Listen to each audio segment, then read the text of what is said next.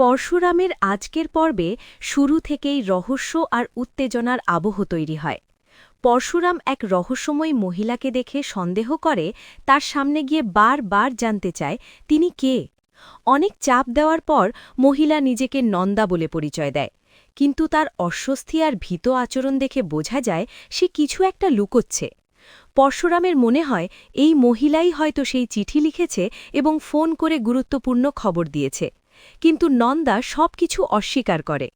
অন্যদিকে তটিনী বাড়িতে বাচ্চাদের তাড়াতাড়ি তৈরি হতে বলছে, কারণ সে বুঝতে পেরেছে পরশুরাম বড় বিপদে আছে। এমন সময় তার মায়ের ফোনে জানতে পারে বাড়িতে নন্দিনী ও অন্যরা মিলে তুমুল অশান্তি করছে এবং তটিনীর বাবাকে হুমকি দিচ্ছে। খবর পেয়ে তটিনী বাচ্চাদের নিয়ে বাবার বাড়িতে পৌঁছে যায়।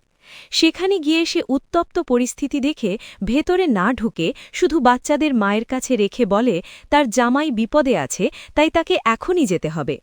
তারপর সে দ্রুত বেরিয়ে পড়ে। এদিকে পরশুরাম আবার নন্দার কাছে ফিরে যায় এবং তাকে লিখে দেখাতে বলে। নন্দা প্রথমে বাঁ হাতে কলম ধরতে গিয়ে থেমে যায়, পরে ডান হাতে লেখে। লেখাটা চিঠির লেখার সঙ্গে না মিললেও পরশুরামের সন্দেহ আরও বেড়ে যায়।